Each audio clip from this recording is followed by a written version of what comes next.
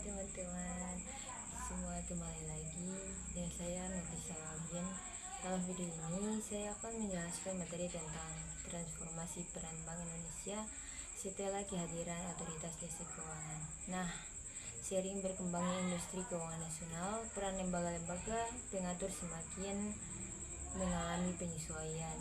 Salah satu perubahan besar terjadi ketika otoritas jasa keuangan atau OJK resmi berdiri dan mengambil alih fungsi pengawasan sektor keuangan. Kehadiran OJK membawa dampak signifikan terhadap tugas dan peran Bank Indonesia. Pada video ini kita akan membahas bagaimana transformasi peran Bank Indonesia dalam menjaga stabilitas moneter, sistem pembayaran, dan stabilitas sistem keuangan setelah sebagian kewenangan pengawasan dialihkan kepada OJK. Teman-teman, mari kita pahami bersama perubahan ini agar kita dapat melihat bagaimana koordinasi antar lembaga keuangan menjadi semakin penting dalam menjaga perekonomian Indonesia. Jadi pastikan teman-teman simak video ini sampai selesai ya. Selamat menyaksikan. Dalam konteks ekonomi Indonesia, transformasi peran Bank Indonesia atau BI setelah kehadiran otoritas jasa keuangan atau OJK sangat penting. OJK dibentuk untuk mengawasi dan mengatur sektor jasa keuangan, sehingga BI harus menyesuaikan fungsinya agar tetap relevan dan efektif dalam menjaga stabilitas. Nah, kita akan menjelaskan sejarah Bank Indonesia. Bank Indonesia didirikan pada tahun 1153 dengan tujuan utama sebagai bank sentral. Sejak itu BI memiliki peran penting dalam monetary policy dan pengaturan sistem keuangan di Indonesia. Seiring waktu, peran ini terus berkembang untuk menghadapi tantangan baru. Dan di sini juga ada sejarah sebelum berdirinya Bank Indonesia. Sebelum Bank Indonesia berdiri, Indonesia memiliki Dijavasche Bank atau DJB. Itu bank swasta Belanda yang berdiri pada tahun 1528 atas persetujuan Raja William I. Peran Dijavasche Bank pada masa kolonial menerbitkan dan mengedarkan uang gulden di Hindia Belanda, menjadi lembaga perbankan dan sirkulasi uang,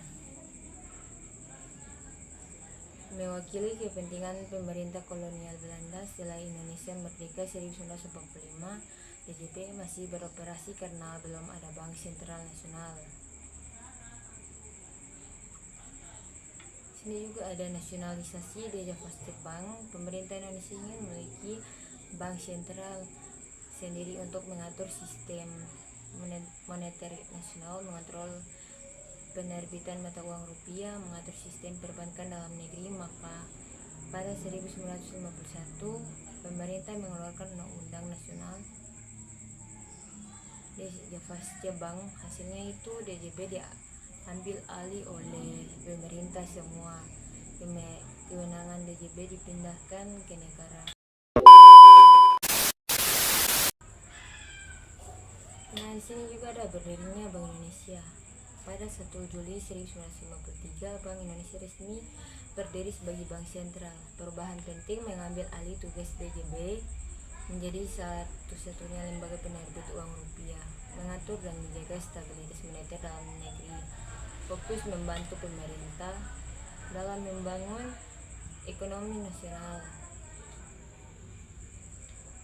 dan menjaga stabilitas nilai rupiah, melakukan pengendalian inflasi era krisis moneter 1957 sampai 1999. Indonesia menghadapi krisis ekonomi Asia, sistem perbankan mengalami guncangan berat. Reformasi berat dilakukan untuk memperbaiki sistem moneter. Era independen 1959 sampai sekarang ini, independen dalam menetapkan kebijakan moneter.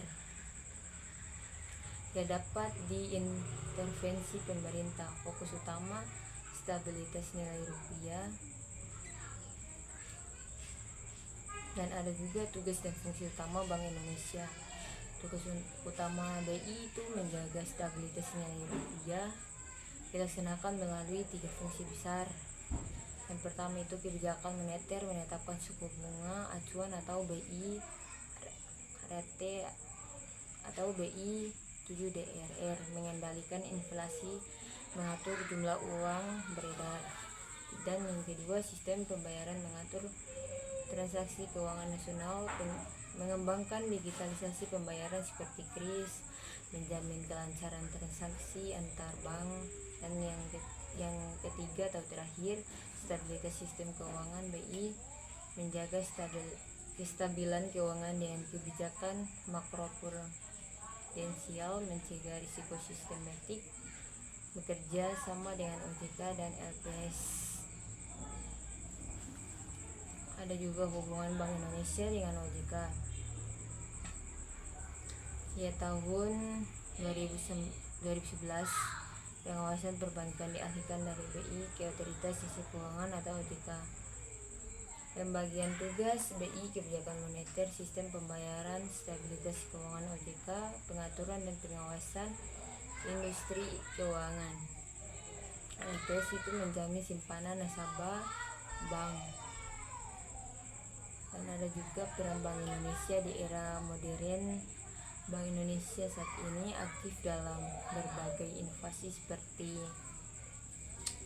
pengembangan KRIS sebagai sistem pembayaran nasional, digitalisasi ekonomi dan keuangan, mendukung UMKM melalui kebijakan makroprudensial, penguatan rupiah agar stabil dan tidak mudah bergejolak, kolaborasi dengan pemerintah dan lembaga global. Berikut di sini saya akan menjelaskan kehadiran OJK, Otoritas Jasa Keuangan, dibentuk pada tahun 2011 untuk mengawasi dan mengatur sektor jasa keuangan.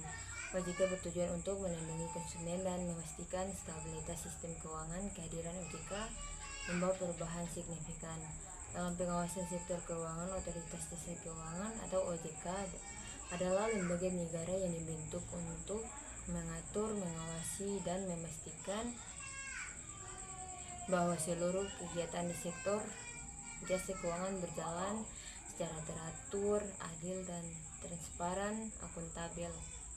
Pembentukan OJK dilakukan sebagai respon terhadap kompleksitas sistem keuangan, kebutuhan pengawasan terpadu, pengalaman krisis ekonomi, tuntutan perlindungan konsumen jasa keuangan. Yang pertama itu fragmentasi pengawasan. Sebelum OJK terbentuk, Bank Indonesia atau BI mengawasi perbankan, Bapepam, LK, Kemenkeu mengawasi pasar modal dan lembaga keuangan non bank. Fragmentasi ini menimbulkan pengawasan tidak terpadu, tumpang tindih kewenangan, tidak efisien menghadapi krisis keuangan. Dan selanjutnya, pembelajaran dari krisis 1997 sampai 1998, krisis moneter menimbulkan kelemahan pengawasan perbankan, lemahnya koordinasi antar instansi, penurunan kepercayaan publik pada lembaga keuangan. Dan yang terakhir, perkembangan industri keuangan yang kompleks, produk keuangan menjadi semakin inovatif, digital, terintegrasi lintas sektor, diperlukan lembaga pengawas yang lebih kuat dan komprehensif. Nah, kita masuk pada tujuan pembentukan OJK. Tujuan utama OJK adalah menyelenggarakan, mengatur, dan pengawasan yang terintegrasi terhadap seluruh sektor jasa keuangan, melindungi konsumen dan masyarakat dari praktik keuangan yang merugikan, mewujudkan sistem keuangan yang tumbuh secara berkelanjutan dan stabil, meningkatkan daya saing industri keuangan nasional,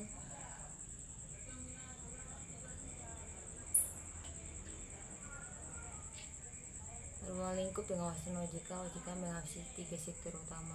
Yang pertama itu sektor perbankan, bank umum, BPR atau BPRS, unit usaha syariah. Yang kedua itu sektor pasar modal, Bursa Efek Indonesia, perusahaan sekuritas emiten, reksadana, pialang saham. Dan yang ketiga atau terakhir, sektor IKNB atau industri keuangan non bank. asuransi, dana pensiun, pengadaian, lembaga pembiayaan, vintage lending, modal ventura. Tugas dan wewenang OJK itu yang pertama ada tugas OJK regulasi, membuat peraturan untuk seluruh sektor jasa keuangan, pengawasan itu memastikan lembaga keuangan beroperasi dengan sehat, dan perizinan, penerbitan izin usaha dan produk lembaga keuangan, edukasi dan perlindungan konsumen. Yang kedua itu wewenang OJK, meminta laporan dan data dari lembaga keuangan, melakukan pemeriksaan dan investigasi, mengenakan sanksi administratif, membatalkan izin, mengambil tindakan pengamanan dan penyehatan lembaga keuangan.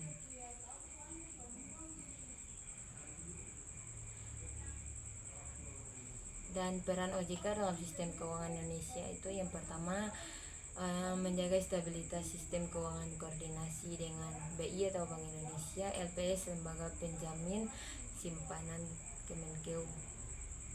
Dan yang kedua itu meningkatkan inklusi keuangan, program-program literasi dan edukasi keuangan, KEZAR atau satu rekening satu pelajar, program UMKM dan akses pembiayaan. Yang ketiga itu pengembangan digitalisasi keuangan, pengaturan, vintage, pengawasan transaksi digital, sandbox inovasi keuangan digital. Tantangan OJK saat ini itu tingginya kasus investasi ilegal, regulasi vintage yang terus berkembang, ancaman cyber security, perlindungan konsumen yang belum merata, edukasi keuangan yang masih rendah di masyarakat. Isu global, inflasi, geopolitik, dan stabilitas ekonomi.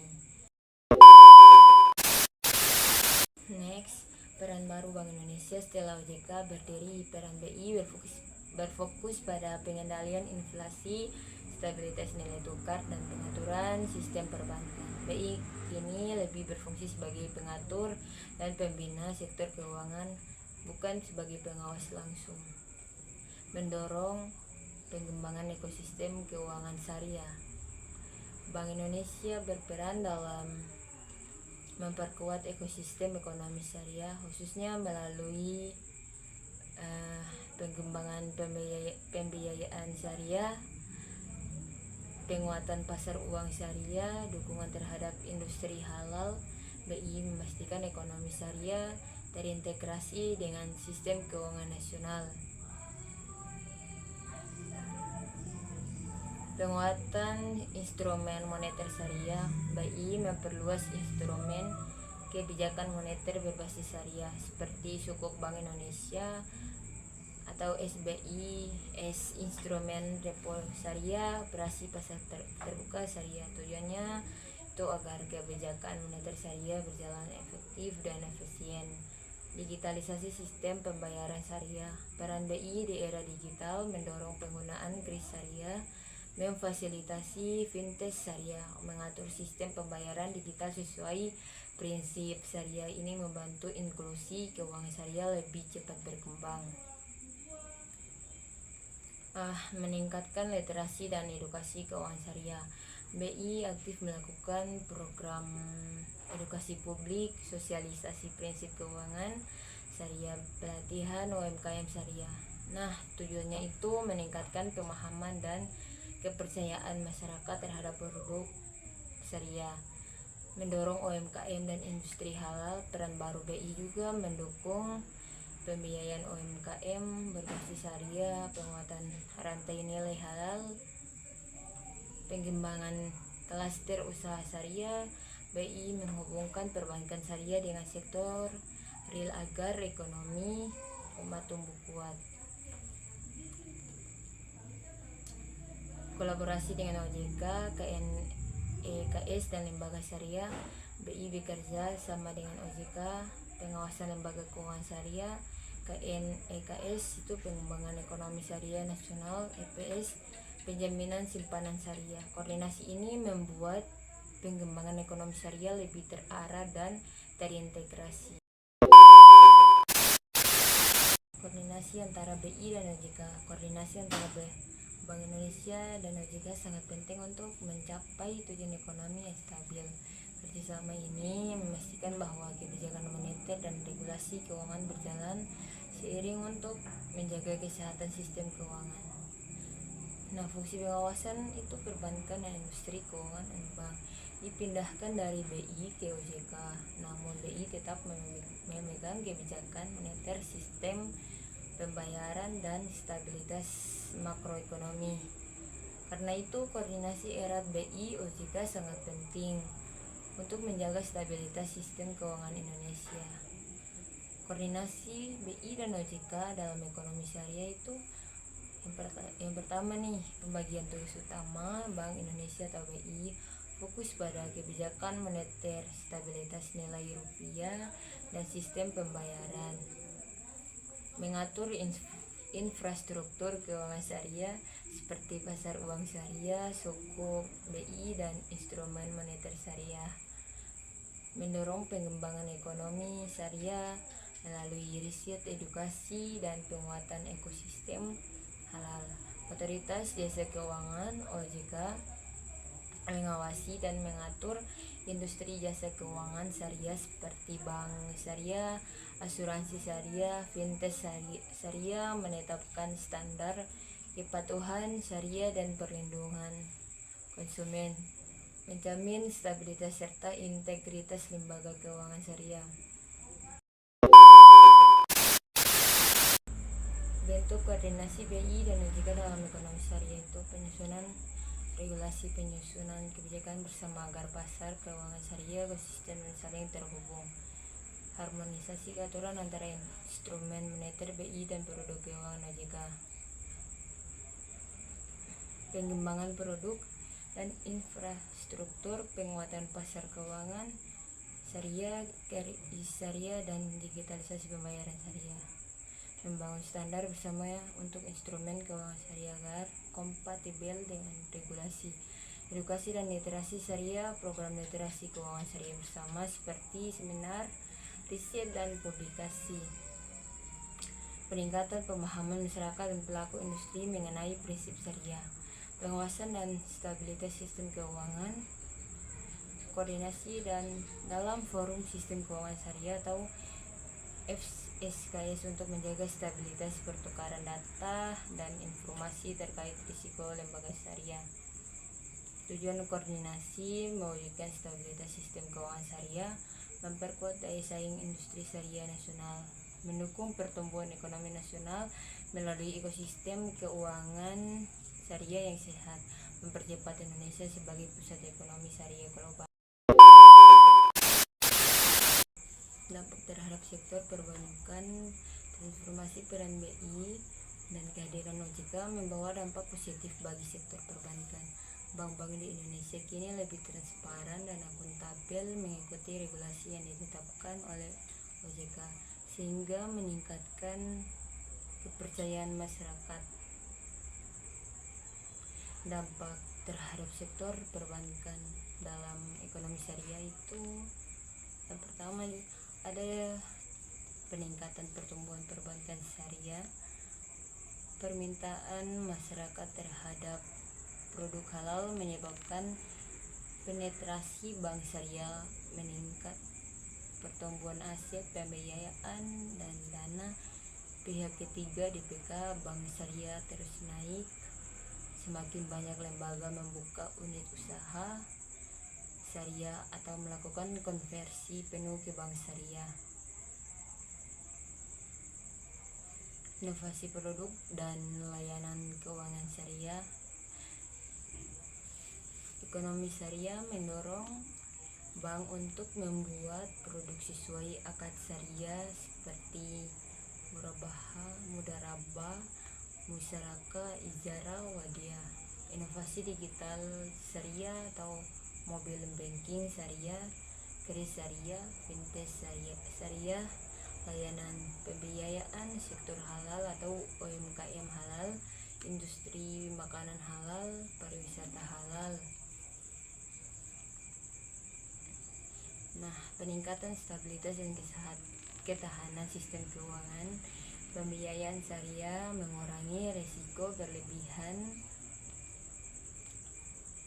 karena tidak menggunakan bunga berbasis aset real, menggunakan prinsip bagi hasil.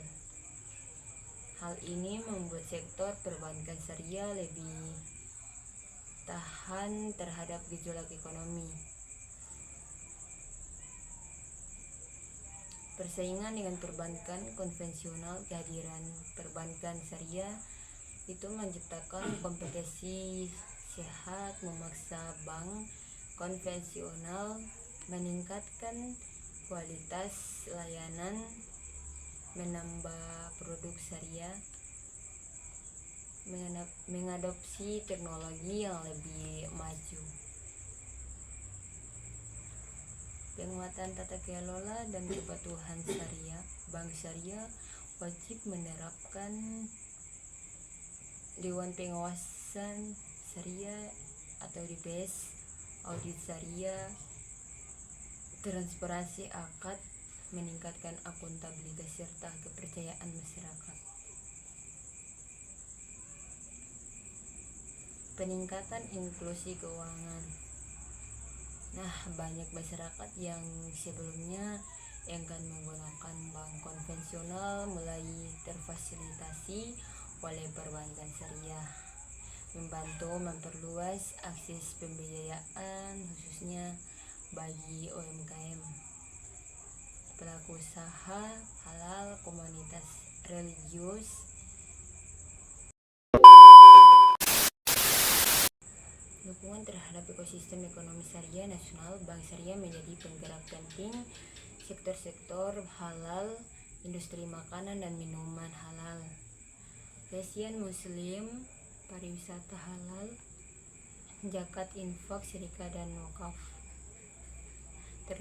Terlibat dalam pembiayaan proyek infrastruktur syariah melalui sukuk. Tantangan yang muncul itu literasi keuangan syariah masyarakat rendah, skalabilitas dan efisiensi operasional bank syariah masih tertinggal dibanding bank besar konvensional, kebutuhan inovasi teknologi yang cepat. Tantangan yang dihadapi rendahnya literasi keuangan syariah. Banyak masyarakat belum memahami konsep dasar seperti zakat bagi hasil dan larangan riba. Kurangnya edukasi membuat adopsi produk syariah berjalan lambat. Ketersediaan SDM syariah yang terbatas, tenaga profesional yang memahami keuangan modern, tambah fikih muamalah masih sedikit. Bank dan lembaga syariah sering menghadapi kesulitan dalam rekrutmen SDM kompeten. Skala dan efisiensi bank syariah masih rendah. Aset dan modal bank syariah lebih kecil dibanding bank konvensional. Biaya operasional cenderung tinggi sehingga menekan daya saing. Inovasi digital dan teknologi masih perlu diperkuat. Banyak layanan syariah belum secepat, semudah atau selengkap layanan digital bagi bank konvensional. Fintech syariah masih berkembang tetapi belum dominan. Tantangan regulasi dan harmonisasi kebijakan. Regulasi syariah dan konvensional perlu terus sinkron. Koordinasi antara BI, OJK, DSN atau MUI dan pemerintah terkadang memerlukan proses panjang. Persepsi publik yang kurang tepat. Ada anggapan bahwa bank syariah hanya untuk umat Islam.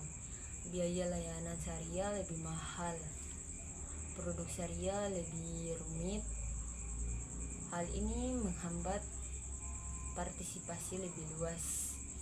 Tingkat persaingan tinggi dengan bank besar konvensional. Bank konvensional memiliki modal besar, teknologi canggih dan jaringan luas. Bank syariah harus berinovasi lebih cepat agar kompetitif. keterbatasan ekosistem halal, industri halal, UMKM halal, dan infrastruktur pendukung sebelum penuhnya matang, Bank Syariah sulit memperluas pembiayaan jika ekosistem pendukung tidak optimal. Inovasi dalam kebijakan pengembangan industri halal, pemerintah mendorong pertumbuhan sektor halal seperti makanan, kosmetik, fashion atau pariwisata. Penerapan sertifikasi halal untuk meningkatkan kepercayaan konsumen, penguatan rantai pasok halal.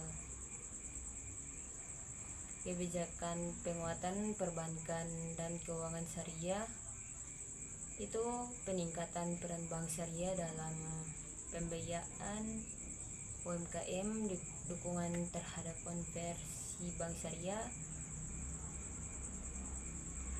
regulasi untuk memperkuat Dewan Pengawas Syariah atau DPS, dan kepatuhan syariah.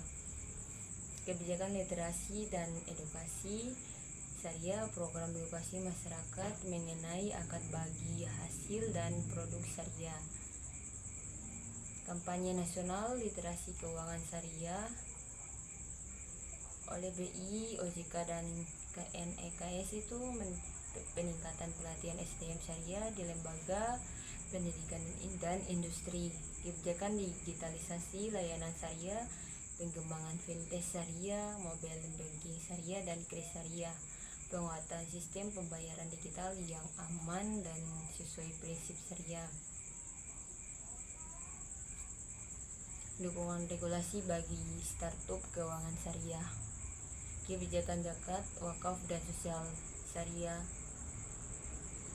Pemerintah itu mendorong pemanfaatan zakat dan wakaf untuk pembangunan ekonomi, penguatan Badan Wakaf Indonesia atau BWI dan BASNAS, optimalisasi wakaf produktif, wakaf tunai, dan instrumen sosial lainnya. Kebijakan pembiayaan syariah bagi UMKM, program KURS syariah untuk membantu pembiayaan usaha kecil, pengembangan koperasi syariah,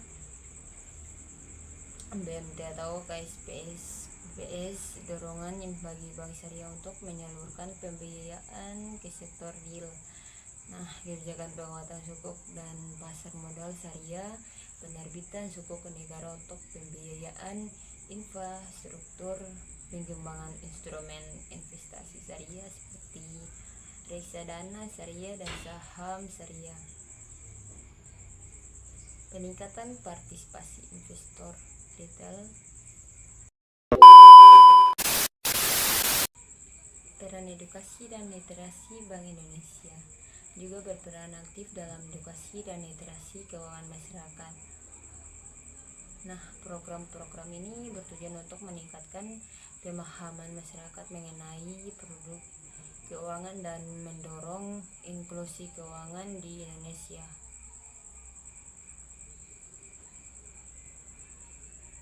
Meningkatkan pemahaman masyarakat tentang produk syariah, edukasi membantu masyarakat memahami konsep dasar seperti akad, mudharabah, murabaha, musyarakah, prinsip bagi hasil, larangan riba, karar, dan nasyir. Pemahaman yang baik meningkatkan minat menggunakan produk syariah.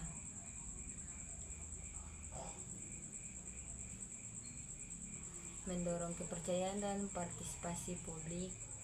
Literasi yang baik itu membuat masyarakat percaya bahwa produk syariah aman, halal, dan transparan. Tingkat kepercayaan yang tinggi meningkatkan jumlah nasabah bank syariah dan pengguna layanan lainnya,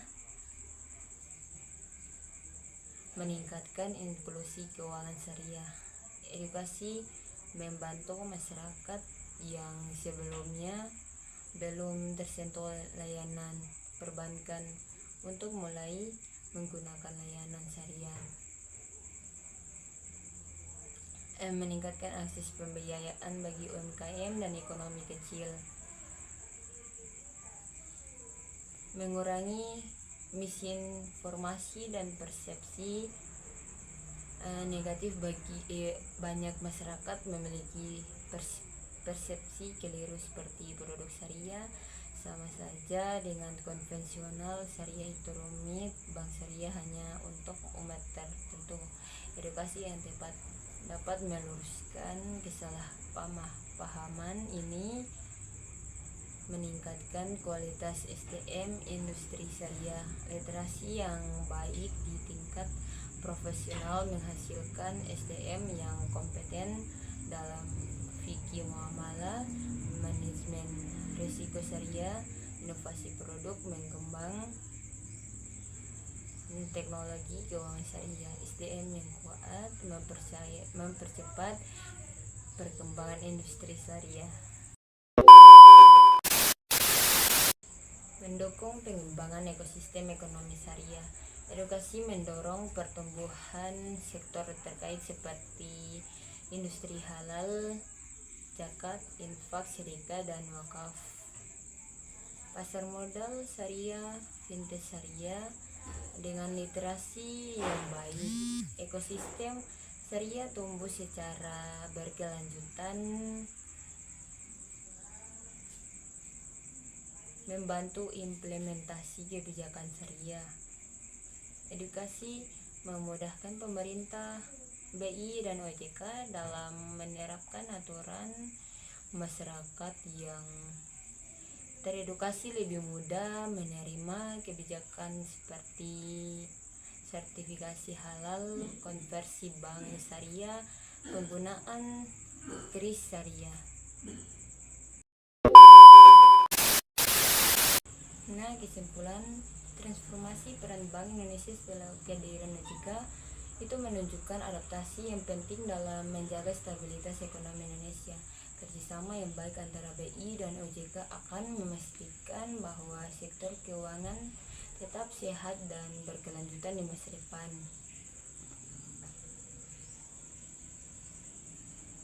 Nah, demikian pemaparan mengenai transformasi peran Bank Indonesia setelah kehadiran otoritas jasa keuangan. Perubahan ini bukan hanya memindahkan fungsi, tetapi juga memperkuat fondasi stabilitas keuangan nasional dengan sinergi antara BI dan OJK. Sistem keuangan Indonesia kini semakin kokoh, transparan, dan adaptif terhadap tantangan masa depan. Terima kasih sudah menyimak video ini sampai selesai. Semoga teman-teman bisa pahami dan menambah wawasan kita semua.